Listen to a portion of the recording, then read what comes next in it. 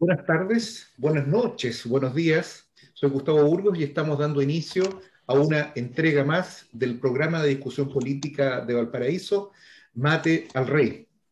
Estamos, como corresponde a la época del año, en una jornada, un frío extraordinario acá en la bahía de Valparaíso y estamos con una formación titular para hacernos carne del espíritu deportivo que tiene que ver con la previa entre el partido Chile-Brasil, un clásico, clásico de clásicos que Marcel seguramente, espero que al final del programa, no al comienzo, haga parte, digamos, de sus conceptos tan elogiosos y tan populares además sobre este magno deporte. ¿Cómo estamos, Marcel?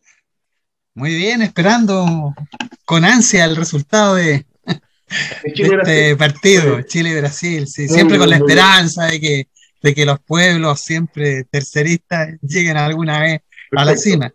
Tengo mis perfecto, muy dudas con bien. esta selección, Y hay otro pero hombre muy bueno, la y esperanza es lo último que muere.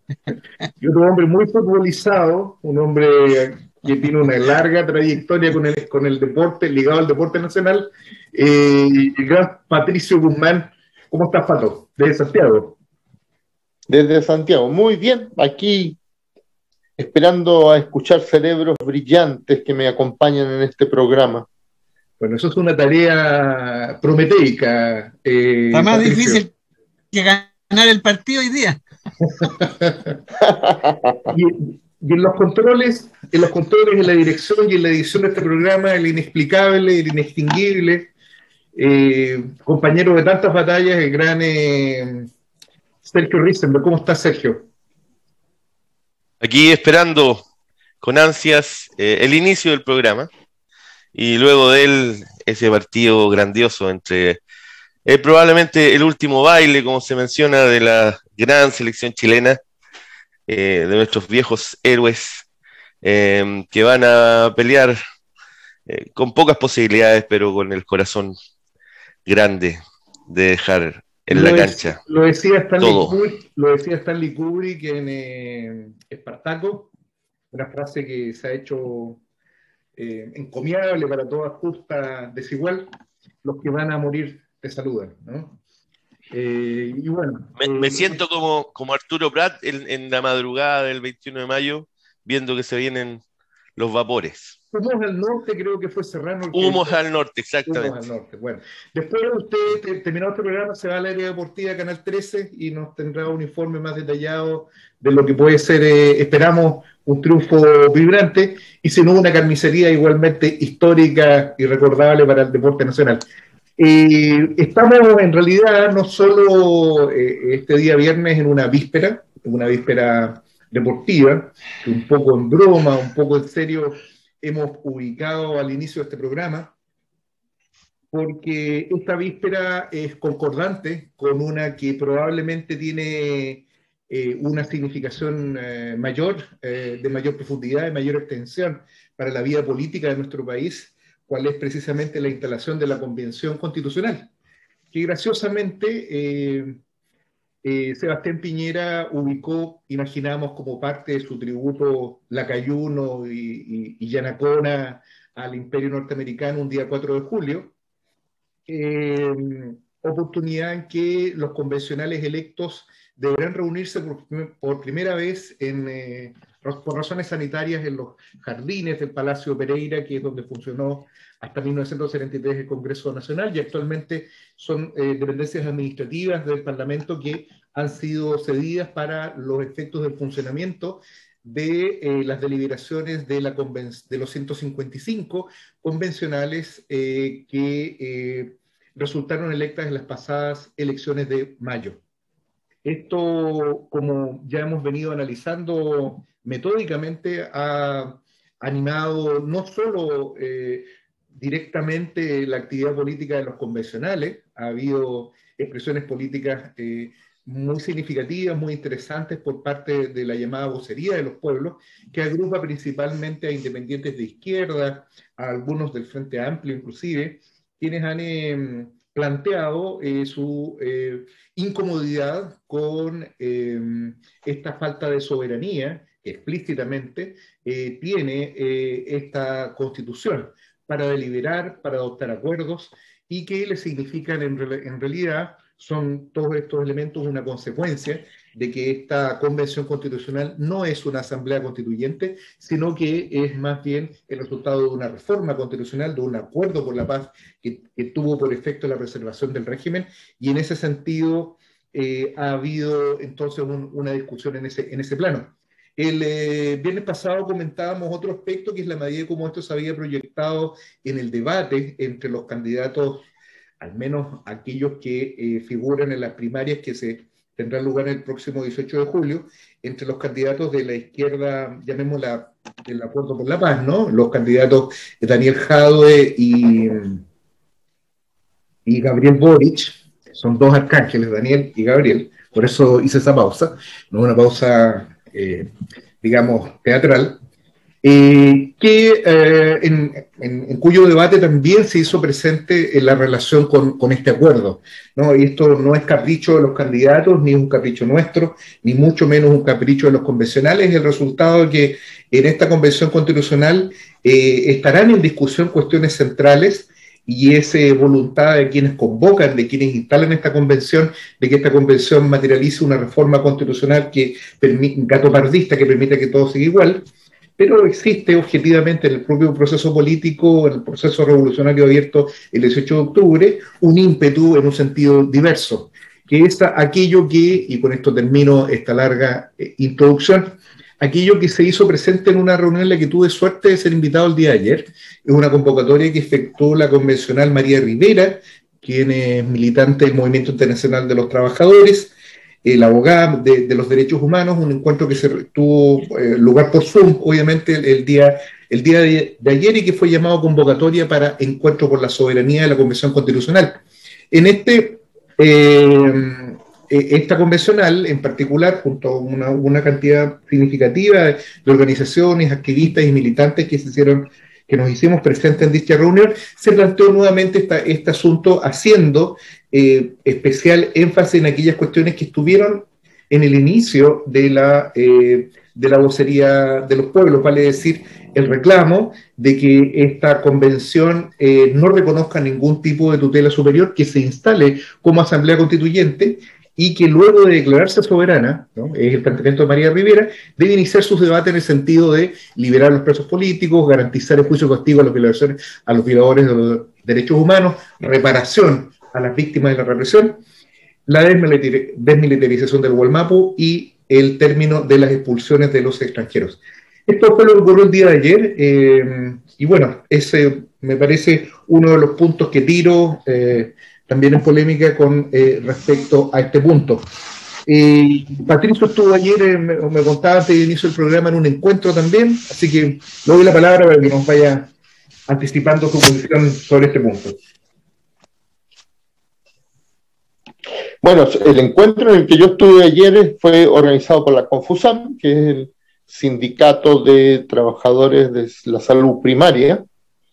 Es probablemente uno de los mayores sindicatos del país y tiene actividad real en muchas comunas, en cientos de comunas del país, a diferencia de otros sindicatos que en realidad, incluso los nacionales, funcionan como una cúpula y que de vez en cuando hay negociación colectiva, hacen alguna asamblea, alguna reunión.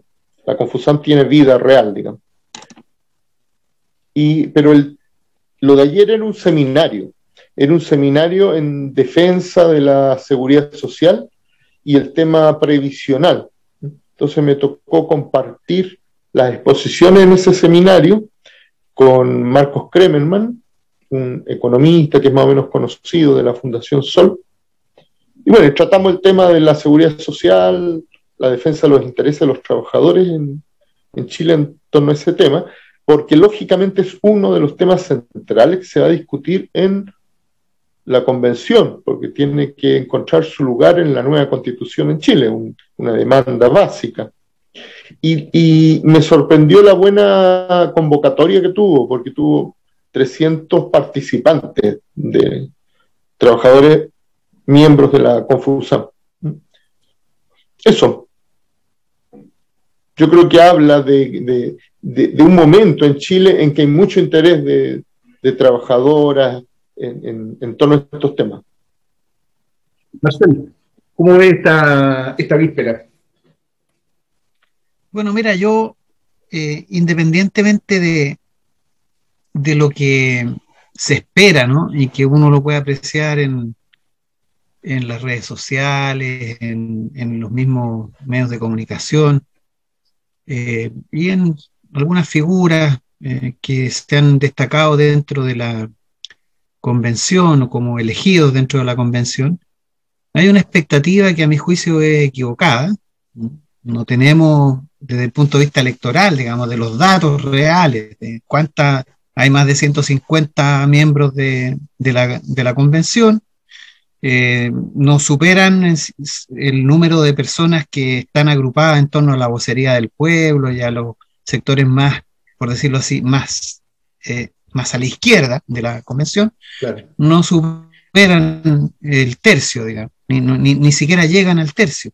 Entonces, conociendo que el resto pertenece a quienes firmaron el acuerdo por la paz, quienes están levantando este nuevo circo electoral, en donde no están ni siquiera los independientes, conociendo lo que está ocurriendo, los mismos medios de comunicación, estos líderes que un día los ves defendiendo a los que lucharon en Plaza de la Dignidad y después los ves avisando publicidad para alguna compañía, ¿no es cierto? Alguna FP, alguna ISAPRE, alguna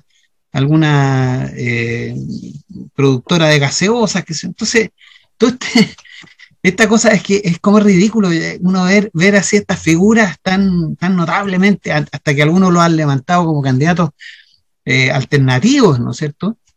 Al mismo tiempo que los ve poniéndose, hasta llorando por los medios de comunicación, por el problema de los marginados, de los que no tienen casa, de los perseguidos. Al mismo tiempo que hacen eso, en el otro canal están avisando, haciendo publicidad para alguna embotelladora. Entonces, esta cuestión es la que a mí me produce muchas dudas respecto a lo que vaya a pasar. Además, creo que la vocería de los pueblos y la misma lista del pueblo se han como estancado en el sentido en que no han dado un paso más allá, aparte de esta convocatoria que hicieron y esta declaración que a mí me parece muy bien. O sea, yo considero, digamos, que lo que ellos han hecho está bien, pero yo creo que tienen que ir un poco más allá, que no están las condiciones en la base social como para seguir con posturas conservadoras, negociantes, ¿no? Tratando de llegar a acuerdos, buscando consensos, ¿no? Esta política de los consensos que nos dejó enfermos, nos destruyó los intestinos durante la postdictadura, ¿no? Y que dieron con esto del consenso, y todavía hay sectores, incluso dentro de la lista del pueblo, que quieren repetir y continuar con esto del consenso. Yo no veo aparte de estas declaraciones, una convicción y una construcción más radical, más revolucionaria en la convención, y creo que más bien va a ser otro acuerdo por la paz, hasta ahora por lo menos es lo que yo veo, otro acuerdo por la paz dentro de la convención, porque ni siquiera tenemos un tercio. O sea, no hay un tercio que sea capaz incluso de objetar, ¿no? Y de poner vetos sobre el resto. Y hay una mayoría bastante considerable de miembros electos de la convención que a mi juicio son prosistema, son partidarios del modelo imperante, del sistema imperante, y yo no veo que en ese contexto se vayan a producir cambios importantes. O sea, incluso figuras tan notables, tan entre comillas revolucionarias como Sting o el mismo Jorge Baradí, que son los más sindicados por los medios, porque no estamos hablando de la realidad, lo que aparece, lo que se muestran.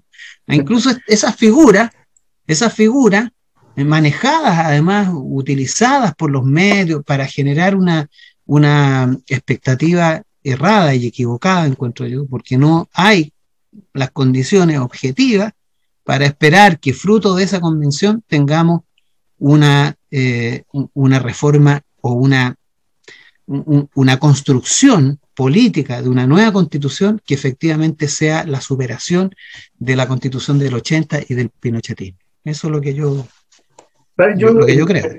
En relación con esa cuestión, yo quisiera, digamos, desdoblar un poco esta discusión. Nosotros en la revista acabamos de publicar una nota de Felipe Portales, quien de manera bastante metódica, él ha venido cubriendo un análisis jurídico bastante interesante, bastante riguroso, en mi opinión, respecto de la naturaleza de las normas que subyacen al establecimiento de la propia Convención Constitucional, ¿no? Y él creo que lo ha hecho bien, digamos, teniendo como objetivo esa cuestión. Y hay un tema que me parece que representa este vacío político del que alude Marcel. Y tiene que ver con, por ejemplo, concretamente la discusión que se ha presentado respecto de la presidencia de la Convención Constitucional, o la manera como han de presentarse o cómo han de instalarse en sus funciones, ¿no? Esta idea de que la persona debería ser mujer, podría o no eventualmente corresponder a algún pueblo originario, y en general concentrar el debate en aquellos aspectos meramente adjetivos de la instalación de la Convención Constitucional y no a su contenido, porque la verdad es que más importante que el sexo o la inclinación o la identidad sexual del convencional o el origen nacional del mismo, lo importante es que esto es un órgano político de carácter democrático y que consecuencialmente el debate debe estar puesto en ese centro. Y una de los grandes contribuciones a la antidemocracia y al establecimiento de las bases políticas del consenso de Washington ha sido esta idea también de cuño norteamericano de que lo que caracteriza a un órgano como democrático es el respeto de las minorías. Vale decir, es un planteamiento de que lo democrático es aquello que es tolerante, es aquello que es inclusivo, y que en general, en consecuencia, nosotros estamos en presencia de democracia cuando son respetadas las minorías, y que la democracia se agota, que es el segundo razonamiento, con la participación. O sea, si nosotros tenemos un órgano que respeta a las minorías y que permite la participación, entonces es democrático. Esto, desde un punto de vista de la lógica formal, es impecable. Sin embargo, no tiene ninguna relación con la realidad material, porque, en primer lugar, cualquier régimen democrático, y estoy hablando de un régimen democrático liberal burgués, puede ser considerado tal en tanto domine la mayoría. Es la mayoría la que debe gobernar. Eso es característico de todo régimen democrático. No puede ser que la medida de un órgano sea la capacidad que tenga para respetar a las minorías. ¿Y esto de dónde proviene? Proviene precisamente de la necesidad que tiene una minoría muy particular, que es la plutocracia que gobiernan los propietarios de los grandes medios de producción, el gran capital y las multinacionales, que gobiernan objetivamente en nuestro país, de comparecer en el espacio democrático como una minoría que debe ser respetada. Y entonces ellos logran instalar de que una medida de que esta convención sea efectivamente democrática es que se respete su sacrosanto derecho a la propiedad privada. Entonces hay dos cuestiones que son fundamentales. Primero, de que ellos tratan de transformar la propiedad individual de todas las personas, su casa, su auto, inversiones que pueda tener cualquier trabajador, cualquier persona, sin que ello importe políticamente absolutamente nada, con respecto a la gran propiedad de los medios de producción, que son cosas totalmente distintas. Es muy distinto a la propiedad que tiene el señor Polman respecto de del grupo económico que encabeza, respecto a la que tiene un modesto taxista de la Plaza Victoria, ¿no? Ambos son propietarios formalmente, sin embargo la naturaleza de esa propiedad es esencialmente distinta. Esto es un punto que yo creo que debería instalarse, ¿no? Por un lado, el problema de la propiedad. Yo creo que hay otra cuestión que está también y que es fundamental, ¿no? Para la definición de una posición de clase en un debate constitucional, que es la cuestión del Banco Central, porque el Banco Central, como órgano autónomo, es precisamente el instrumento a través del cual el gran capital ejerce, y especialmente el capital transnacional, ejerce el control de nuestra economía. Uno de los rasgos identitarios, para utilizar de nuevo la misma palabra, de general de todas las políticas que están adscritas al llamado consenso de Washington, a las políticas de equilibrio fiscal que han caracterizado lo que se ha denominado el neoliberalismo desde los años 80 hasta nuestros días, es precisamente la cuestión de la autonomía del Banco Central. Y finalmente quiero indicar una última cosa, que yo creo que no se trata, para que nosotros entendamos de que algo sea o no democrático, de una lista de supermercado, por decirlo de alguna manera, de reivindicaciones, por más que estas reivindicaciones tengan un origen popular, sino que el punto central acá es precisamente aquello que subyace a la propia convención, que es cuál es la clase social que gobierna. Y en ese sentido, la idea de transformar la Constitución en una asamblea constituyente como resultado, aquí estoy haciendo una crítica respecto al planteamiento de la propia María Rivera, como resultado simplemente de que ellos se asuman como soberanos, tiene un poco de ingenuidad. La verdad es que la única forma de que esto se asuma como tal es que se planteen estas ideas en ruptura con el orden institucional, pero esto es una cuestión que tiene que plantearse en términos formales. Vale decir, la constitución que emerge y que expresa los intereses de la mayoría, ¿será el resultado de una revolución? ¿O va a ser, voy a citar acá a Fidel Castro, una caricatura de una revolución? Eso yo sé que a Patricio ese tema le va a interesar especialmente, le doy la palabra por lo mismo. Sí, mira, lo primero es que la génesis de esta convención constitucional tiene que ver con el levantamiento social, con una preinsurrección que ocurrió en el país en octubre del 2019 y su continuidad. Pero es al mismo tiempo una hija bastarda de este movimiento, porque fue un intento desesperado de la casta política por salvar al gobierno de Piñera a punto de caer, intentando desviar al movimiento social y a sus aspiraciones. El movimiento social, por lo menos en las manifestaciones gigantes que hubo en Santiago, levantó la consigna en la Asamblea Constituyente. Pero lo que le dieron a cambio fue esta cosa de la Convención Constitucional, y el cambio de nombre no es baladí, que es una cosa a media, una cosa controlada, una cosa limitada. Sin embargo, yo creo que tampoco hay que simplemente desecharla por su génesis, porque lo que ha ocurrido primero en los resultados de los convencionales electos estuvo muy lejos de las aspiraciones de la élite dominante, de la élite de la clase dominante chilena. Hay que recordar que la derecha más dura no sacó ni siquiera un tercio, que según el reglamento que ellos habían aprobado en el Congreso, cuando intentaron pautear cómo debía ser esta convención constitucional, les iba a dar el arma para bloquear cualquier desarrollo que se saliera de sus deseos e intereses. No consiguieron ese tercio. E incluso sumando, no sé, por la democracia cristiana, consiguieron fue ridículo su resultado, un militante elegido, Chaguán, y un simpatizante que iba como independiente. Chaín. Claro, Chaín, perdón, pero le cambié de nombre, aunque... Es bastante la diferencia. Sí, pero por su ideología no es muy diferente, creo. Andan por ahí, andan por ahí. Andan por ahí, es cierto. Bueno, pero volviendo al tema.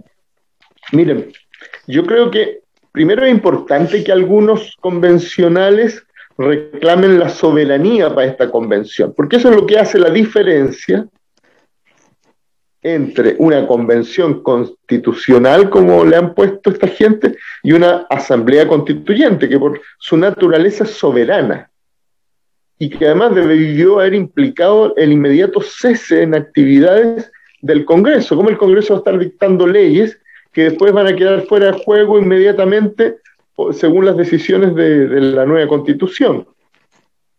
Pero luego lo otro es que en Chile no es que se abra ahora un proceso de discusión, un tiempo de una nueva Constitución y se acabó.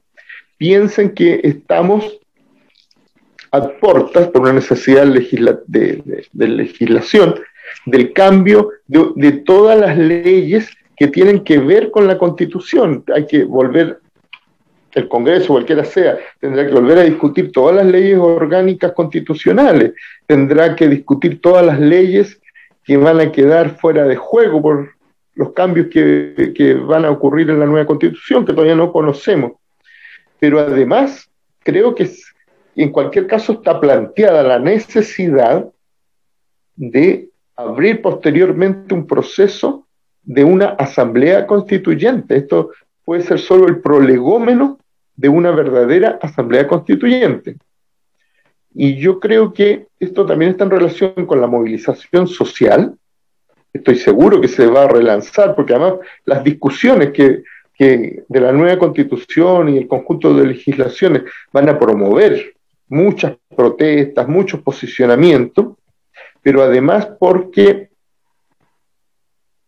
la sociedad chilena ha estado experimentando en su conjunto un cambio que yo diría hacia la izquierda, a veces menos de lo que uno quisiera, pero las fuerzas políticas representadas en el Parlamento actual ya no representan el sentido común de la sociedad chilena. Eso para mí es evidente. Entonces, estamos entrando en un terreno muy interesante, en un terreno de aguas movedizas. Hay que observarlo con interés. Si uno quiere participar en política, hay que intervenir desde esta nueva realidad. Y entonces aquellos convencionales que se atrevan, más allá de lo formal, a plantear la necesidad de la soberanía, pero además que después se atrevan a plantear los temas de fondo, que para mí parten por la necesidad de que en cualquier constitución nueva, el bienestar común, el bien común esté por sobre la propiedad privada, sobre todo la gran propiedad privada, es muy importante, incluso si son una minoría inicialmente. Las minorías se pueden transformar en grandes mayorías sociales, siempre y cuando entiendan que la gran disputa no está en las paredes de esta convención, por más importante que pueda llegar a ser, está en la ciudadanía, en las redes, en la calle, en el debate de la sociedad. Yo creo que por ahí está el juego real, y por eso hay que hacer la apuesta. Marcelo. Estás sin audio, colega. A ver. Es que cierro un poco el audio porque aquí hay perros que ladran en la calle, entonces no. Pero señal que avanzamos eso. O perros saboteadores. Es que son perros fascistas, eso sí que no deben ser de esos que permiten avanzar. Bueno. Yo comparto lo que dice Patricio, ¿no? Pero también yo recuerdo una frase, yo creo que haberla leído recientemente cuando estaba revisando los conceptos de hegemonía y centro de poder, que son terminologías gramscianas en el sentido de cómo entender lo que está pasando y tratar como de vislumbrar en la realidad política de Chile si tenemos, por decirlo así, elementos que nos permitan configurar la idea de que aquí lo que viene después de esto es un proceso revolucionario. Y yo la verdad es que no lo veo ni por dónde, ¿ya? Porque como dice, no recuerdo quién, pero una frase que nunca se me ha olvidado, ¿no? Las explosiones sociales son naturales, surgen, aparecen, son el resultado de situaciones materiales concretas, ¿no es cierto?, de descontento, de desigualdad, de abuso, de explotación, bueno. Pero las revoluciones se hacen, se construyen, se trabajan, son el resultado intelectual, metodológico, organizado y orgánico de un grupo no despreciable de ciudadanos que tienen carácter revolucionario, ¿no? Y eso es lo que yo no veo acá.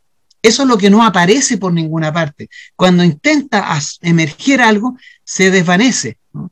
Lo que nosotros vemos hoy día y lo que yo veo, lo más concreto, vean la publicidad le llamo yo porque no es franja política, es publicidad, ¿no? La publicidad de Jadwe, es apropiarse del movimiento social, de la explosión social, apropiarse de eso, pero no empujar el barco en ninguna dirección, apoderarse de eso, montarse arriba de ello, aparecer como quienes convocaron a eso, quienes lo empujaron, quienes lo desarrollaron para terminar después con un programa de gobierno que es repugnantemente amarillo, repugnantemente conservador y repugnantemente neoliberal.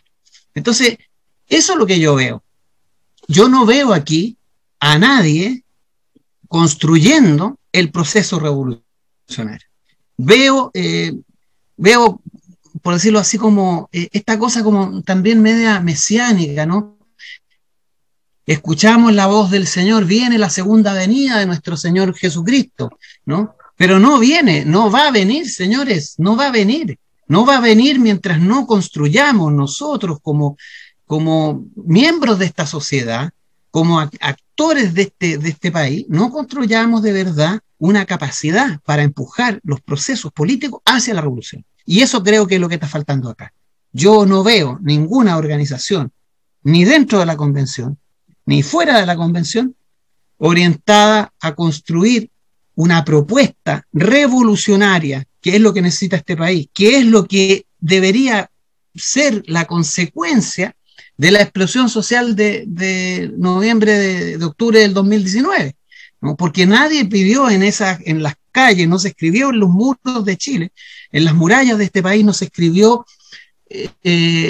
acuerdos por la paz, no se escribió procesos de reformas tributarias para no tocar profundamente el bolsillo de los multimillonarios.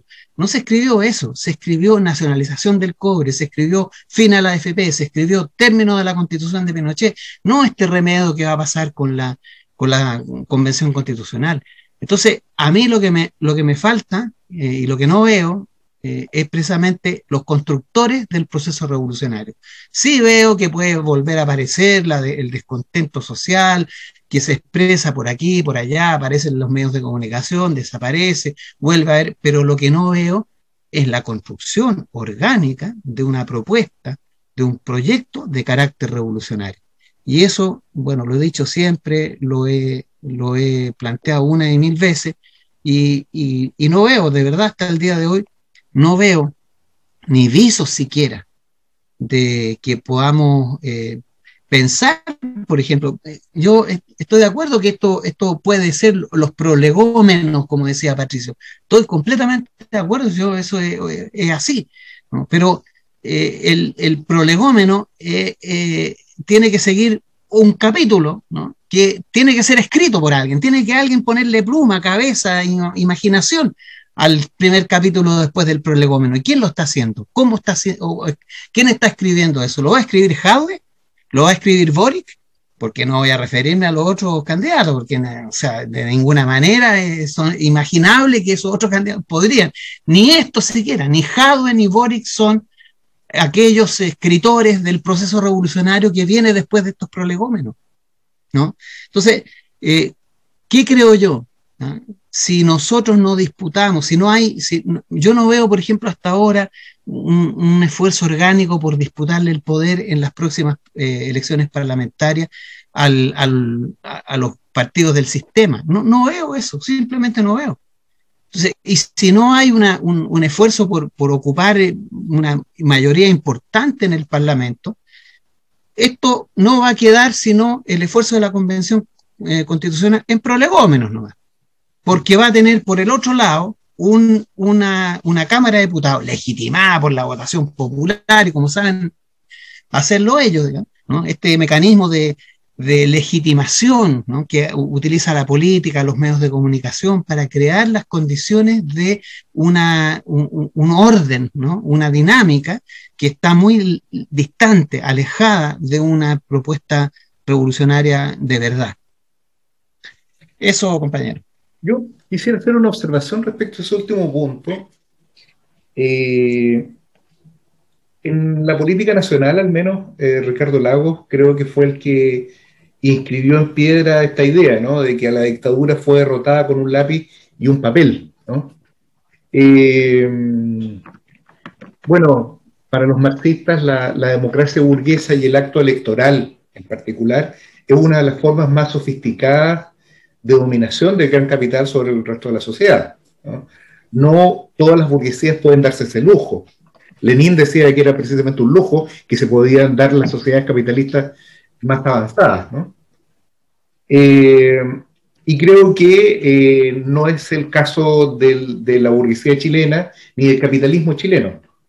La propia historia institucional de nuestro país da cuenta de que, si bien es cierto, formalmente en nuestro país existen elecciones durante casi 200 años, la verdad es que estas solamente han estado sirviendo, voy a tomar la palabra que hemos puesto acá de moda dentro de este programa como prolegómeno, de nuevos golpes de Estado que vuelvan a establecer o restablecer el orden social que eventualmente pueda quebrarse como resultado de la acción de masa. Entonces, quiero hacer solamente una puntualización porque me parece muy importante. Lo primero es que creo que en este momento están al menos las herramientas, o nosotros enfrentamos una situación política en que se puede iniciar la construcción de un partido de la clase trabajadora, de una nueva dirección política.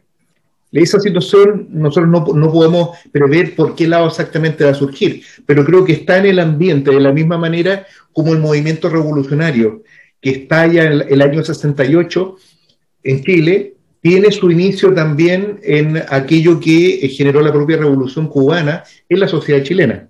Nosotros estamos viviendo una situación, el pacto de una nueva sociedad se está efectuando, se inició el 18 de octubre y está teniendo sus primeras expresiones políticas probablemente con motivo de esta discusión constitucional, en la que se reducen y se condensan todas las ilusiones democráticas que tienen las masas, que tienen los trabajadores, respecto a la posibilidad de institucionalmente resolver estas cosas. Y quiero terminar con lo siguiente. Marcela hablaba recién de la franja de las primarias, entiendo que a eso te referías, de las primarias tanto de Chile Vamos como de Apruebo Dignidad, que son aquellas que van a tener lugar el próximo 18 de julio, y en ellas se va a resolver cuál de estos candidatos va a ser el que va a representar a estos sectores políticos. Las de la derecha no voy a hacer ninguna mención, por cuanto me parecen algunas de ellas bastante jocosas, especialmente hay algunas incomprensibles, como la de Briones, en que él aparece con esto se llama una retroexcavadora tratando de matar a otras personas. No entiendo cuál es la idea de eso, ¿no? No, realmente no se entiende. Un amigo decía de que esto revelaba que Briones quería enterrar a Pinochet para que saliera un Boric, ¿no? De otro lado, pero es una cosa realmente incomprensible. La campaña de Lavín también es igualmente risible. Esta idea de que él es un personaje invisible que aparece en todos los lados, parece más bien sacado de una comedia norteamericana de los años 50, más que algo de política contemporánea. Pero en el caso de los candidatos de Apruebo Dignidad, que es donde realmente se está dirimiendo algo realmente relevante, porque la derecha está derrotada de antemano, y si va a tener alguna expresión política, seguramente va a ser aquello que le pueda proponer los escombros de la concertación, muy probablemente podría ser eventualmente Proboste. Yo creo que hay dos cosas que están en el alma de este proceso. La campaña de Jadwe, una campaña que es emocionalidad, no tiene realmente ningún contenido político, si bien es cierto, y en ese sentido me recordó mucho la campaña del no, una campaña de mucha emoción, son los únicos Jadwe es el único que muestra las imágenes de las movilizaciones, eso no es menor, pero es una campaña muy emocional. Pero la campaña, y la única campaña de todas que es realmente política, es la de Boric, que apela a cosas políticas bastante concretas, inclusive desde el punto de vista gráfico yo diría que es mejor, la producción es mejor. Bueno, Sergio nos dará su opinión ahora sobre ese tema, pero la candidatura de Boric funcionaría perfectamente en Finlandia, en Noruega, muy probablemente, pero no tiene nada que ver con la situación política ni la realidad política de este país. Lo que ofrece Boric es socialdemocracia en su versión más primitiva, en sus más arcaicas formas de presentación, y no tiene nada que ver con las demandas ni con las ideas que resultaron planteadas como consecuencia del levantamiento de octubre. En ese sentido yo creo de que está por este lado este vacío, que yo creo que no lo expresan estos candidatos de ninguna manera, pero pero creo que ahí hay un espacio donde sí se puede efectivamente construir algo. Yo no sé si técnicamente Sergio quiere hacer algún comentario sobre la cuestión. ¿Me permite por favor, Marcela, un pequeño comentario? Mira, lo que tú dijiste sobre la campaña del no. O sea, la campaña del no fue un cambio en el eje de la forma de hacer política, digamos, de propagar las ideas políticas, desde la propaganda a la publicidad. Y eso es una cosa muy distinta. La propaganda, que es propagar una idea, un proyecto, un sueño, una aspiración, a la publicidad, que es engañosa, ¿no? Siempre la publicidad es engañosa, que apela a emociones, aspiraciones, pero que en el fondo es un acto de manipulación de masa, exclusivamente un acto de manipulación de masa de carácter mercantil. La publicidad está orientada a la venta, la propaganda está orientada a la propagación de ideas y proyectos de transformación social. Y eso sigue siendo la lógica de las actuales franjas publicitarias de los candidatos. Sigue siendo lo mismo. No hay propuestas fundadoras, refundantes, trascendentes. No hay nada de eso, sino que lo que hay es simplemente publicidad, promoción de venta. Y ese es el neoliberalismo político, ¿no? Invención de un señor... también de la escuela de Chicago norteamericana, ¿no? que creó la idea de la política como un mercado. ¿Alguna impresión, algo desde su mundo de las comunicaciones y su ambiente también un tanto aristocrático que siempre nos baña en estas entregas de Mate el Rey? ¿Tiene algo que señalar o no? Está con el micrófono apagado, ¿no?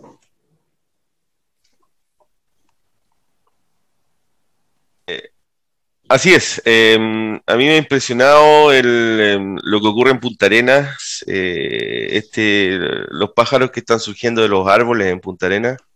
Me parece que tienen características de haber sido tomados por probablemente radiaciones que han surgido en este tipo de personajes.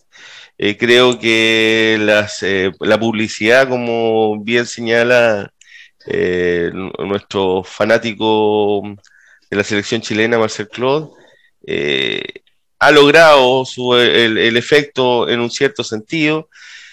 Y me parece además que, como decía mi abuelita, no hay que pedirle peras al olmo. El señor Jadwe, que en el colegio se dedica a jugar al yo-yo, en los tiempos que algunos estábamos peleando contra la dictadura, no nos va a salir ahora con un programa revolucionario. Eso se lo advierto a todos los niños para que no le crean más. Si Cachureo ya fue un engaño, Jadwe probablemente lo va a superar. Cachureo sea un engaño es realmente algo durísimo, probablemente de lo más duro que se ha dicho en este programa. Bueno, estamos ya acercándonos al término de nuestro programa número 19, ¿no? Hay que señalar que hemos recibido durante el desarrollo de este programa, no muchas, pero muy valiosos comentarios, acercamientos de distintos compañeros que han visto el programa, que nos hacen sugerencias. Tenemos invitados probablemente que vamos a tener que ir cambiando un poco la estructura de este programa de manera de hacer posible la participación de más compañeros en el mismo. ¿Cómo se llama? Tenemos en la parte final de nuestro programa tenemos el minuto de confianza. Yo lo estoy inventando en este momento el nombre de esta parte para hacer algún tipo de invitación, alguna actividad, algún tipo de saludo o algo que fuera un poco de lo que nosotros hemos estado discutiendo. ¿A ustedes les parezca importante resaltar? Pato. Sí, a ver. Yo quiero insistir en algo y discrepar con todos ustedes.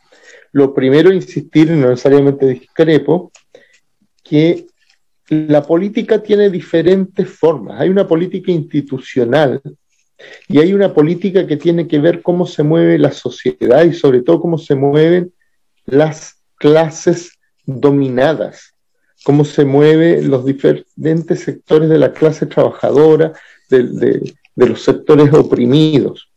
Y eso, lógicamente, sobre todo después de una movilización tan grande, genera ciertos sentimientos, ciertas formas de empatía. Y entonces, cuando los que quieren aspirar a ser candidatos tienen una franja de unos pocos minutos, lógicamente, lo que van a apelar es hacia esos sentimientos. Pero los sentimientos tienen que existir previamente. Se han construido en el curso de décadas o se han construido en el curso de meses. Porque las situaciones de radicalización como las que vivimos provocan nuevas emergencias, también nuevas emergencias emocionales. Por tanto, los candidatos que con más o menor fortuna han intentado usar estas cosas, perdón, esto tengo el bolsillo de una llamada pero lo que han intentado. La oposición está haciendo que Pato no pueda expresarse, ¿no? Ahí es que justo entraba una llamada y empezó a boicotearme. Lo que yo le decía, que los candidatos que han intentado usar esos pocos minutos de la franja, haciendo llamados a los sentimientos, hacen lo que pueden hacer en unos pocos minutos. Algunos lo han hecho de manera muy penosa, como eso del candidato de derecha enterrando a Pinochet, a una cosa que nadie entendió muy bien qué quería decir. Puede ser un problema freudiano del mismo, digamos. Por lo menos un candidato que parece ser que no tiene ninguna posibilidad de ganar, entonces se está enterrando previamente. Pero ojo, respecto a Jadwe, yo no lo enterraría tan fácilmente, porque está haciendo un llamado a un sector que es el que va a votar en estas elecciones. Hay que recordar que las elecciones no son una convocatoria a las grandes masas de votantes, sino a los sectores más militantes, y está haciendo un llamado a que voten por él. Yo creo que además su elección en esta primaria, en esta anterior a primaria, digamos, no está segura. Es posible que si sectores conservadores que están haciendo llamados a ir a apoyar a Boric para frenar el comunismo realmente se movilizan, no sea Jadwe candidato designado por esta centroizquierda e izquierda. De manera que pienso que no hay que desecharlo como que está haciéndolo mal al intentar llegar a los corazones del votante izquierdista, a los corazones de la gente que se movilizó en octubre y en noviembre.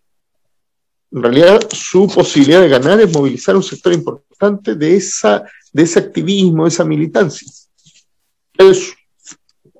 Don Marcel, que ha sido elegido como el verdadero chapulín de la barra de la selección nacional, ¿está sin audio, distinguido Marcel? Oye, yo, todos mis mejores vibras y de buenos deseos para estos muchachos de que expresan la esencia pura de la raza chilena y todas esas cosas raras que le gusta inventar a la prensa. Ya, no importa. Yo solamente hacer una convocatoria a mañana. Tenemos un encuentro de un intento por construir una orgánica con miras a una construcción política, una orgánica que convoque a la clase trabajadora, ¿no? Este encuentro que ya se ha estado difundiendo, que se llama Un gobierno para los trabajadores, ¿no? Para la clase trabajadora. Invitar a todos quienes les interese participar, porque a pesar de que yo tengo una visión crítica de lo que está pasando hoy día en Chile en relación a esto de la construcción de una nueva hegemonía, que aparezca una hegemonía que permita genuinamente convocar la voluntad revolucionaria que se expresó en octubre del 2019, yo estoy esforzándome porque eso pueda ocurrir, por construir eso, por juntarme, organizarme, junto con otras personas, entre las cuales está Gustavo, y otros dirigentes sindicales, que estamos convocando a este encuentro para ir levantando, porque yo creo que es importante en Chile que levantemos un referente desde los trabajadores y desde las trabajadoras, ¿no? Por la misma crisis que hay en la CUT, que hay en la ANEF y en todas las orgánicas actuales que intentan representar a los trabajadores, creo que es importante levantar un referente que pueda ir perfilando una propuesta de gobierno revolucionario empujado, dirigido y conducido por la clase trabajadora. Es mañana a las 7 de la tarde. Gustavo sabe mejor que yo a qué hora es. A través de la página, sí, a través de la página de Facebook que se llama Convocatoria por un Gobierno de la Clase Trabajadora. Van a estar, digamos, los links, están por supuesto todos cordialmente invitados a participar de este espacio. Una reunión por Zoom, la contingencia sanitaria lo impone. Yo me sumo obviamente a dicha convocatoria y quiero además añadir una cuestión que estuvo al inicio de esta conversación, y es que también el día domingo hay convocado una movilización muy, muy tempranito, donde se está convocando a la izquierda, en la Plaza de la Dignidad, a las 8:30 de la mañana en Santiago.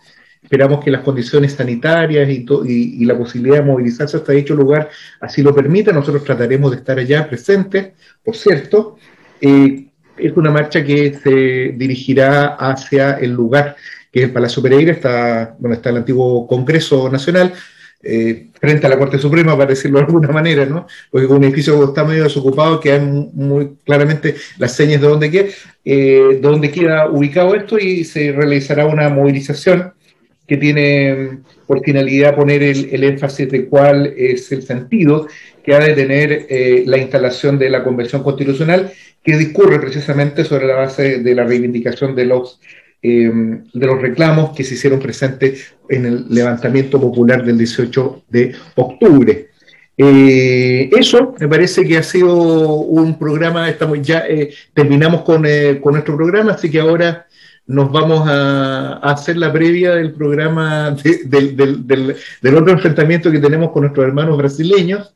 Y bueno, en el próximo programa haremos un balance de ambas actividades, tanto del partido de fútbol, que yo tengo un claro pronóstico que es bastante lúgubre, y bueno, y tenemos el pronóstico siempre entusiasta de Sergio Risenberg, que es un hombre que yo lo recuerdo vestido de guaso, siempre con su corneta ahí frente a la barra de la selección nacional, impulsando siempre los sentidos patrióticos más profundos.